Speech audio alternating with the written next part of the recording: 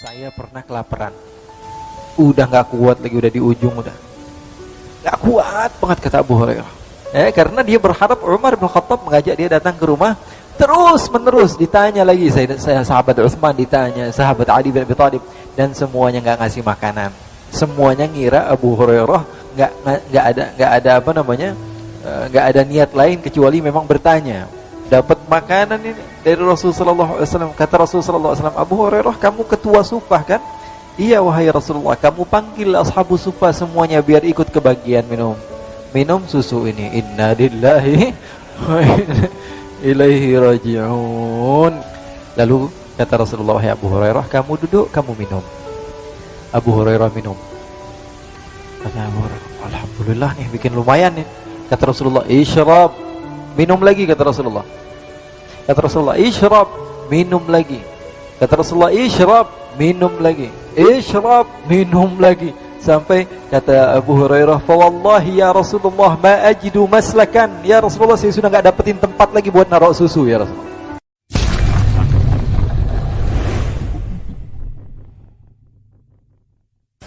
Abu Hurairah radhiyallahu taala anhu tinggal bersama ashabus suffah. Bahkan beliau sebagai pemimpinnya. Beliau bercerita, ya, beliau dipanggil Rasul Aba Hirrah. Ya Aba Hirrah. Karena apa? Karena beliau pernah suatu waktu bawa kucing dimasukkan ke bajunya. Jadi baju orang Arab dulu itu panjang seperti ini, jubahnya tapi panjang, namanya kum. Dimasukkan apa? Segala sesuatu masuk ke sini. Segala sesuatu masuk ke tempat ini. Abu Hurairah ketika itu memasukkan kucing. Kemudian Rasulullah SAW tanya, apa itu hai Abdurrahman? Katanya, ini kucing ya Rasulullah. Ya Aba Hirrah, kata Rasulullah, wahai bapaknya kucing. Dari situ beliau dipanggil Abu Hurairah radhiyallahu taala anhu wa 'anil jami'. Abu Hurairah pernah cerita, saya pernah kelaparan. Udah gak kuat lagi, udah di ujung, udah gak kuat banget, kata Abu Hurairah. Akhirnya siapa orang yang saya sangat harapkan? Abu Bakar, rumahnya gak begitu jauh. Saya muter cari Abu Bakar. Apa yang saya lakukan? Pertama, saya sudah tahan, saya tidur berbalik seperti itu, masih lapar, kata Abu Hurairah. Saya ambil batu, saya ikat sehingga apa? Saya kencangkan perut saya masih lapar, saya gak kuat. Akhirnya saya datangi sahabat-sahabat. Di antara yang saya lihat pertama kali, Abu Bakar ada di depan rumahnya. Saya datangi bergegas. Saya tanya, Abu Bakar, labbaika ya Abu Hurairah. Kenapa wahai Abu Hurairah? Saya mau tanya. Padahal pengen minta makan. Abu Hurairah yang cerita. Saya pengen tanya. Tanya apa? Saya pengen tanya tentang ayat yang ada di dalam Al-Quran.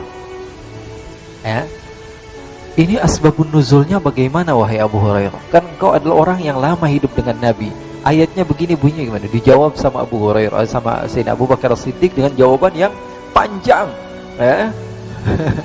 Dan setelah jawabannya panjang, wahai Abu Hurairah, apakah ada pertanyaan lagi? Kata Abu Hurairah, udah gak ada wahai Abu Bakar. Akhirnya Abu Hurairah pergi. Padahal niatnya apa? Habis ditanya, kamu sudah makan apa belum? Biasanya kan ditanya begitu. Anak santri nih, tinggal sama Nabi. Biasanya ditanya, udah makan apa belum? Tadi dikasih makan apa? Belum, ya udah makan di rumah, begitu kan? Begitu. Harusnya begitu, ngasih kode. Tapi Sayyidina Abu Bakar gak paham ketika itu. Ada pertanyaan lagi, kata Sayyidina Abu Bakar. Kata Abu Hurairah, Sayyidina Abu Hurairah, gak ada wahai Abu Bakar. Takut kepanjangan lagi jawabnya. Akhirnya Sayyidina Abu Hurairah cari Sayyidina Umar. Wahai Umar, kau faham tentang urusan-urusan fikih dan semisalnya. Saya mau bertanya, ada si fulan begini dan begini, hukumnya bagaimana? Dijawab dengan detail oleh Sayyidina Umar. Kemudian setelah itu ada pertanyaan lagi, wahai Abu Hurairah. Kata Abu Hurairah, tidak ada. Karena dia berharap Umar bin Khattab mengajak dia datang ke rumah. Terus menerus ditanya lagi, saya sahabat Utsman ditanya, sahabat Ali bin Abi Thalib, dan semuanya gak ngasih makanan. Semuanya ngira Abu Hurairah gak ada niat lain kecuali memang bertanya. Rasulullah SAW di depan rumah lihatin Abu Hurairah bolak-balik. Rasulullah senyum. Kata Rasulullah SAW, Abu Hurairah, sepertinya perut kamu sudah lapar. Kata Abu Hurairah, iya ya Rasulullah, sudah, sini kamu datang ke rumah saya. Rasulullah SAW masuk ke rumah Rasulullah SAW, tanya sama orang rumah, ada makanan apa? Ini Abu Hurairah kelihatannya lapar, kata Rasulullah. Karena rumahnya dekat. Lalu istri Rasulullah SAW mengatakan, ya Rasulullah, barusan ada orang yang mengantarkan kepada kita satu wadah isinya susu. Kata Rasulullah, ambil. Kata Abu Hurairah, alhamdulillah, ya, dapat makanan ini dari Rasulullah SAW. Kata Rasulullah SAW, Abu Hurairah, kamu ketua sufah kan? Iya wahai Rasulullah, kamu panggil ashabu sufah semuanya biar ikut kebagian minum susu ini. Inna lillahi wa inna ilaihi raji'un. Niatnya pengen minum sendirian, habis itu selesai kenyang enak tidur ini. Ternyata sahabat-sahabat ashabu sufah semuanya dipanggil. Berapa jumlahnya? 40 sampai 100 orang semuanya minum kebagian, apalagi saya. Apalagi sebagai seorang ketua, sayyidul qaum khadimuhum, pemimpin dari setiap rombongan, mereka harus menjadi khadimnya. Akhirnya betul kata Rasulullah, panggil semua. Akhirnya saya panggil semua ashabu sufa, saya panggil, ayo semuanya, ayo datang ke rumah Rasulullah. Kenapa? Ada makanan, ayo buruan santri semuanya pergi. Akhirnya semuanya datang ke rumah Rasulullah SAW. Kata Rasulullah, Abu Hurairah, kamu jangan minum dulu, kasih yang lain dulu. Jadi Abu Hurairah bagiannya apa? Bagian megangin doang, lihat orang lain minum. Dia yang lapar haus, tapi dia yang bagiin satu persatu orang minum. Satu lagi sudah minum semua, udah kebagian. Diintip-intip dikit, ini bentar lagi udah mau habis ini. Akhirnya sudah selesai semua. Rasulullah SAW katakan, sudah selesai semua? Sudah. Kata Rasulullah, katakan pada Abu Hurairah, wahai Abu Hurairah, kemarikan minuman tersebut. Kenapa ya Rasulullah? Saya mau minum juga, kata Rasulullah. Jadi Abu Hurairah belum minum, diambil sama Rasulullah yang minum. Di sini ada pesan, Rasulullah tidak malu untuk meminum bekas sahabat-sahabatnya. Sallu ala Nabi Muhammad.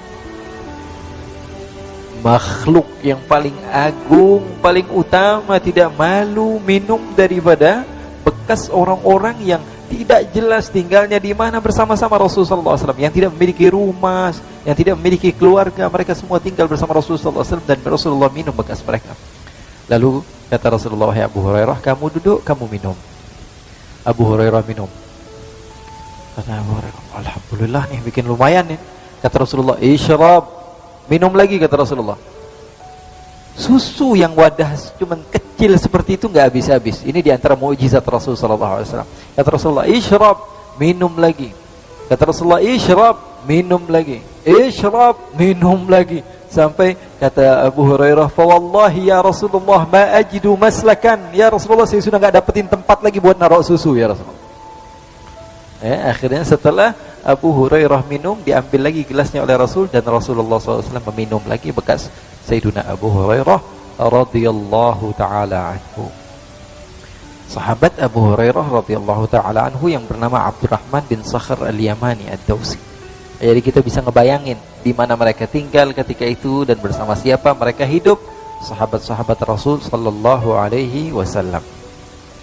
Nah, orang Badui tadi datang dari pedalaman. Apa yang dia ingin lakukan? Datang ke masjid untuk buang air kecil di masjid. Sesampainya di masjid, sahabat-sahabat marah, murka, ini orang kurang ajar.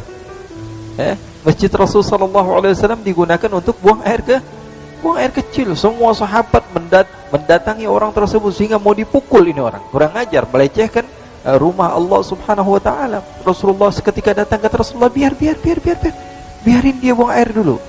Selesain dia buang air. Dan Rasulullah cerdas, Rasulullah pintar. Kalau orang lagi kencing, buang air kecil, dikejar, apa yang terjadi? Satu masjid akhirnya najis. Tapi Rasulullah SAW biarkan selesaikan di situ. Jadi kita ketahuan di mana najisnya di satu tempat. Kadang-kadang kan kita kalau marah nggak mikir lagi, yang penting marah. Ini untuk agama, ini masjid dilecehkan. Akhirnya dengan perbuatan dia malah masalah menjadi melebar. Yang tadi harusnya di satu tempat, tapi akhirnya malah najis di mana-mana. Akhirnya setelah itu kata Rasulullah SAW, kamu teruskan buang airnya. Setelah itu Rasulullah perintahkan beberapa sahabat untuk membersihkan masjid tersebut. Badui ini mendatangi Nabi. Ya rajul, ditarik Rasulullah. Kenapa, kata Rasulullah? Kamu ini Muhammad sepertinya ya. Iya, kata Rasulullah, saya Muhammad. Saya Muhammad, kata Rasulullah. Kamu mau apa, katanya? Kamu adalah Nabi, saya beriman kepada Allah dan beriman kepada kamu. Tapi saya dapati sahabat-sahabat kamu galak semuanya. dan kamu orangnya baik. Kamu mau apa, kata Rasulullah SAW? Angkat tangan kamu sekarang. Rasulullah dipaksa untuk angkat tangan. Kenapa, kata Rasulullah? Angkat saja. Rasulullah angkat tangan. Saya mau berdoa, kata Badui. Akhirnya kata Rasulullah angkat tangan Rasulullah, dia doa kepada Allah, Allahumma arhamni warham Muhammadan wala tarham ahadan minhum. Ya Allah, sayangi saya, sayangi Muhammad yang sudah baik sama saya, tapi yang jahat-jahat sama saya tolong jangan. Maka Rasulullah SAW tertawa ketika mendengar doa si Badui tersebut. Jadi kehidupan Rasulullah SAW menarik gitu ya. Kehidupan Rasulullah SAW begitu indah, kehidupan Rasulullah SAW begitu cerah.